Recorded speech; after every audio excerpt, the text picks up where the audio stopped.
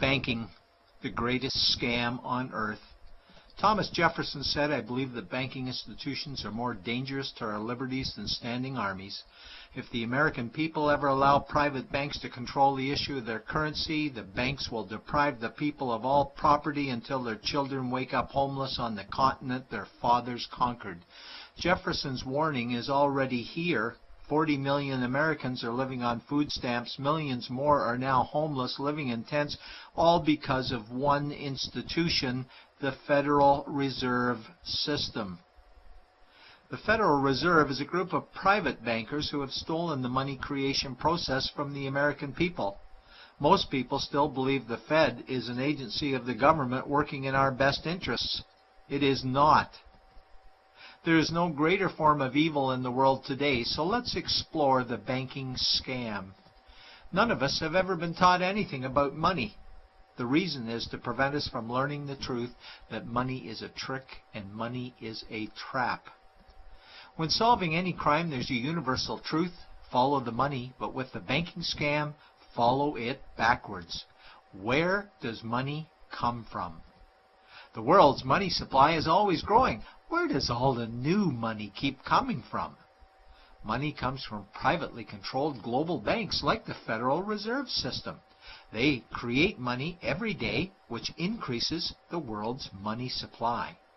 Because all banks are either owned or controlled by private bankers, the real question is, how do private bankers create new money?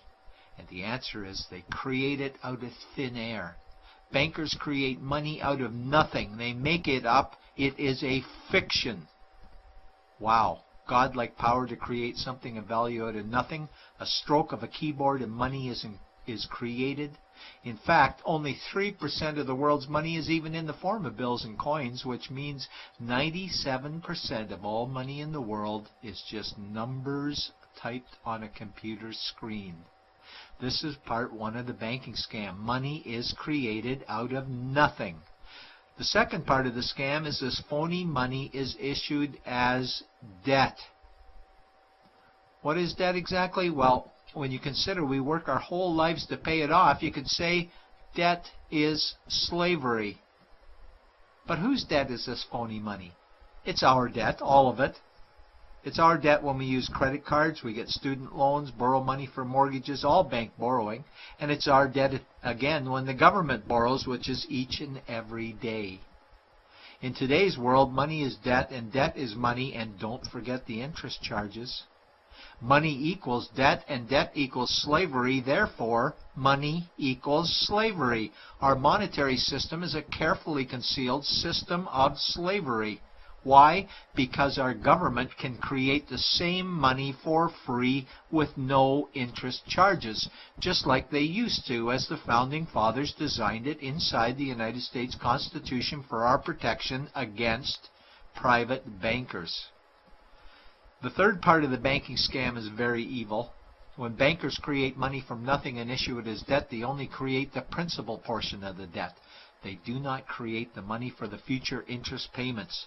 There is not enough money in existence for all of us to make our interest payments. In fact, our money creation system is even mathematically impossible. Money issued by the banks, principal debt, does not equal the money demanded back to the banks, principal plus interest. We are forced to play a game of musical chairs to see who can make their debt repayments. This guarantees a world of bankruptcy, competition, and scarcity of money.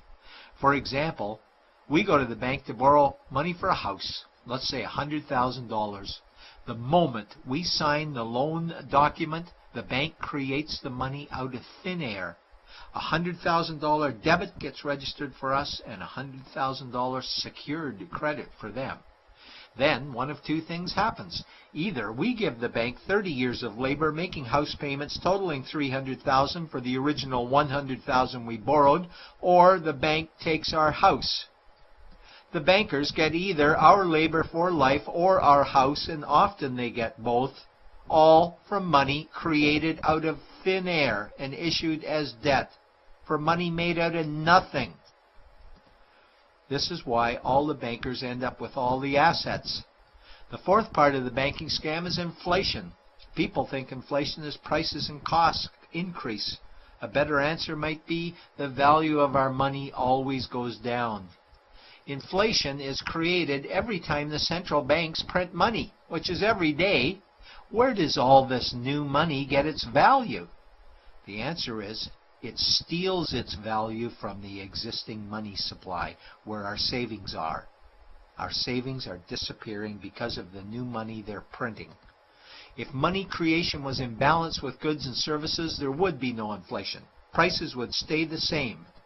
But the reality is banks always print money, driving prices ever higher, which steals the value of our savings, making them disappear.